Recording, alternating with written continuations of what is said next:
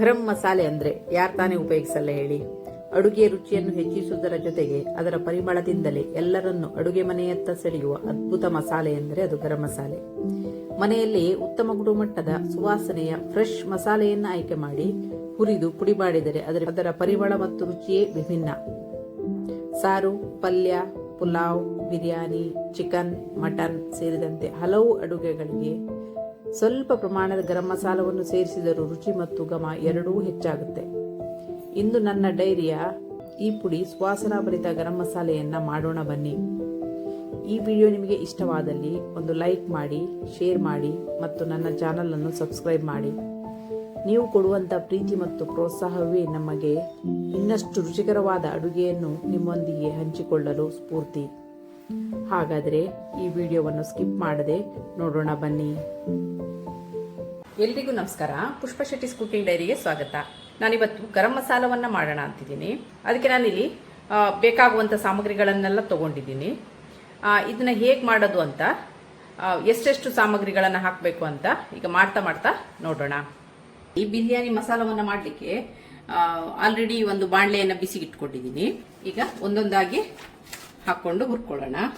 ಇಲ್ಲಿ ನಾನು 4 ಇಂಚಿನಷ್ಟು ಚಕ್ಕೆಯನ್ನು ತಗೊಂಡಿದ್ದೀನಿ.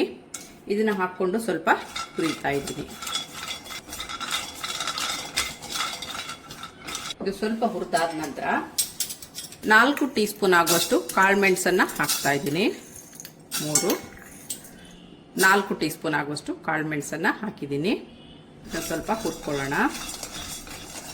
ನಾನಿಲ್ಲಿ ಬಿಳಿ ಕಾಳುಮೆಣಸನ್ನ ತಗೊಂಡಿದ್ದೀನಿ. ನೀವು ಕಪ್ಪು ಕಾಳುಮೆಣಸನ್ನು ತಗೊಂಡ್ರು ಪರವಾಗಿಲ್ಲ. ನಾನಿಲ್ಲಿ ಬಿಳಿ ಕಾಳುಮೆಣಸನ್ನ ಹಾಕ್ಕೊಂಡಿದ್ದೀನಿ. ಒಂದು 30 ಪೀಸ್ ಆಗುವಷ್ಟು ಲವಂಗವನ್ನ ಹಾಕ್ಕೊಳ್ತಾ ಇದ್ದೀನಿ. ಇದರಲ್ಲಿ ಸುಮಾರು 30 ಪೀಸು ಲವಂಗ ಇದೆ. ಫ್ಲೇಮಲ್ಲ ಲೋ ಅಲ್ಲಿ ಇಟ್ಕೊಳ್ಳಿ ಆದಷ್ಟು ಹುರಿಯುವಾಗ. ಈಗ ಒಂದು 20 ಏಲಕ್ಕಿನ ಹಾಕ್ಕೊಳ್ತಾ ಇದ್ದೀನಿ. 8 ಪೀಸು ಮರಾಠೆ ಮೊಗ್ಗನ್ನ ಹಾಕ್ಕೊಳ್ತಾ ಇದ್ದೀನಿ. 1 ಜಾಯಿಕಾಯಿಯನ್ನ ಸ್ವಲ್ಪ ಜಜ್ಜಿ ಹಾಕ್ಕೊಳ್ತಾ ಇದ್ದೀನಿ.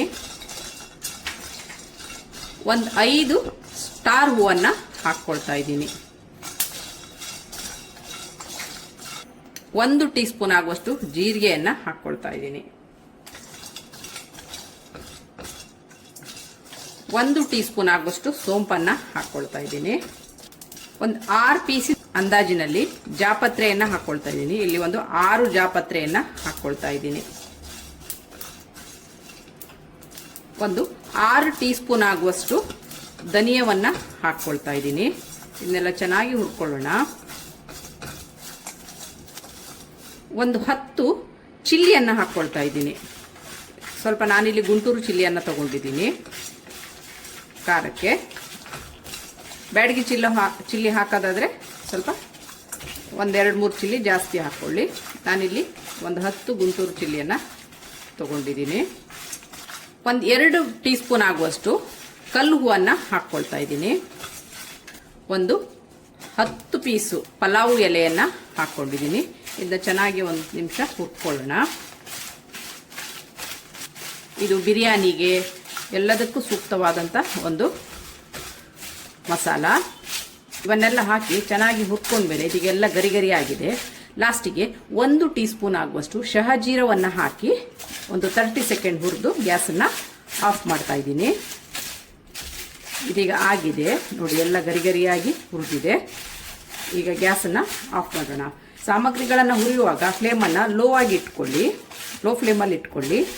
ಇದೊಂದು ಮಸಾಲೆ ಇದ್ದರೆ chicken biryani, egg biryani, mutton biryani, chicken pulao, veg pulao, ಎಲ್ಲ ಬಿರಿಯಾನಿಗಳಿಗೆ, ಎಲ್ಲ ಅಡುಗೆಗೂ ಸ್ವಲ್ಪ ಹಾಕಿದರೆ ರುಚಿ ಚೆನ್ನಾಗಿರುತ್ತೆ. ಇದೀಗ ಗ್ಯಾಸನ್ನು ಆಫ್ ಮಾಡೋಣ. ಇದೀಗ ಆಗಿದೆ. ತಣ್ಣಗಾದ್ಮೇಲೆ ಪೌಡರ್ ಮಾಡ್ಕೊಳ್ಳೋಣ. ಈಗ ಹುರಿದಿಟ್ಟಂಥ ಸಾಮಗ್ರಿಗಳೆಲ್ಲ ಕಂಪ್ಲೀಟಾಗಿ ತಣ್ಣಗಾಗಿದೆ ನೋಡಿ. ಈ ಥರ ಗರಿಯಾಗಿ ಬಂದಿದೆ. ಈಗ ಇದನ್ನು ಒಂದು ಮಿಕ್ಸರ್ ಜಾರಿಗೆ ಹಾಕಿ ನೈಸಾಗಿ ಪೌಡರ್ ಮಾಡ್ಕೊಂಡು ಬರೋಣ. ಈಗ ಇದನ್ನೆಲ್ಲ ಮಿಕ್ಸರ್ ಜಾರಿಗೆ ಟ್ರಾನ್ಸ್ಫರ್ ಮಾಡ್ತಾ ಇದ್ದೀನಿ.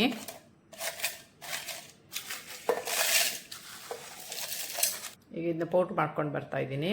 ವೀಕ್ಷಕರೇ, ಈಗ ತಗೊಂಡಂಥ ಮಸಾಲೆನ ಈ ಥರ ತರಿಯಾಗಿ ಪೌಡ್ರ್ ಮಾಡ್ಕೊಂಡು ಬಂದಿದ್ದೀನಿ.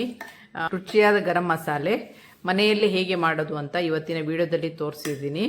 ಇದಾಗಿರುತ್ತೆ ಇವತ್ತಿನ ನನ್ನ ಡೈರಿಯ ರೆಸಿಪಿ. ನಿಮಗೆ ನನ್ನ ಈ ರೆಸಿಪಿ ಇಷ್ಟವಾದಲ್ಲಿ ಪುಷ್ಪಾ ಶೆಟ್ಟಿಸ್ ಕುಕಿಂಗ್ ಡೈರಿ ಇದಕ್ಕೆ ಒಂದು ಲೈಕ್ ಕೊಡಿ, ಶೇರ್ ಮಾಡಿ, ಕಮೆಂಟ್ ಮಾಡಿ. ಸಬ್ಸ್ಕ್ರೈಬ್ ಆಗಿಲ್ಲ ಅಂದರೆ ಸಬ್ಸ್ಕ್ರೈಬ್ ಆಗಿ, ಹಾಗೂ ನಿಮ್ಮ ಫ್ಯಾಮಿಲಿ ಮತ್ತು ಫ್ರೆಂಡ್ಸ್ಗಳ ಜೊತೆನೂ ಹಂಚಿಕೊಳ್ಳಿ.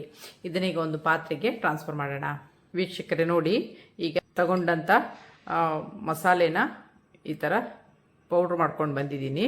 ಇದನ್ನು ಒಂದು ಗಾಜಿನ ಡಬ್ಬಿಯಲ್ಲಿ ಹಾಕಿಟ್ಕೊಂಡ್ರೆ ನಿಮಗೆ ಬೇಕಾದಾಗಲೆಲ್ಲ ಬಿರಿಯಾನಿ, ಪುಲಾವ್ ಯಾವುದಕ್ಕೆ ಬೇಕಾದರೆ ಇದನ್ನು ಉಪಯೋಗಿಸ್ಕೋಬೋದು. ತುಂಬಾ ರುಚಿಯಾಗಿರುತ್ತೆ. Thanks for watching.